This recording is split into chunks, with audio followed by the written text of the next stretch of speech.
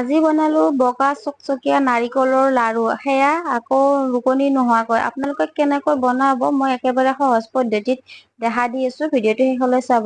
প্ৰথমে মই নাৰিকল খিনি এৰাই লৈ ওপৰৰ কলা অংশ খিনি টুকুৰা টুকুৰিকৈ কাটি ললো। তাৰ পিছত ধুই ললো আৰু এতিয়া মিক্সি গ্ৰাইণ্ডাৰত দি লৈছো।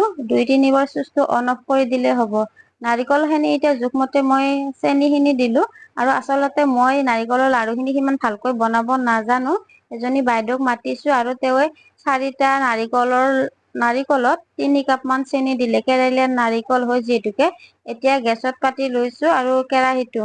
তাৰ পিছত লাহে লাহে লৰাই আছো। প্ৰায় 25 মিনিট মান ভজাৰ পিছত অলপমান ঠাণ্ডা হবলৈ দিছো আৰু আধা কেৰাহীটোতে থৈ দিছো ঢাকনি দি। এতিয়া আমি এইখিনি লাৰু বনাম, বাইদেউ আৰু ময়ো সিমানকৈ ভালদৰে বনাব নাজানো কাৰণে আজি বাইদেউক মাতিলো। লগতে আপোনালোকৰ লগত শ্বেয়াৰ কৰিলো, আপোনালোকে এনেদৰে বনাব পাৰিব বগা চকচকীয়া নাৰিকলৰ লাৰু।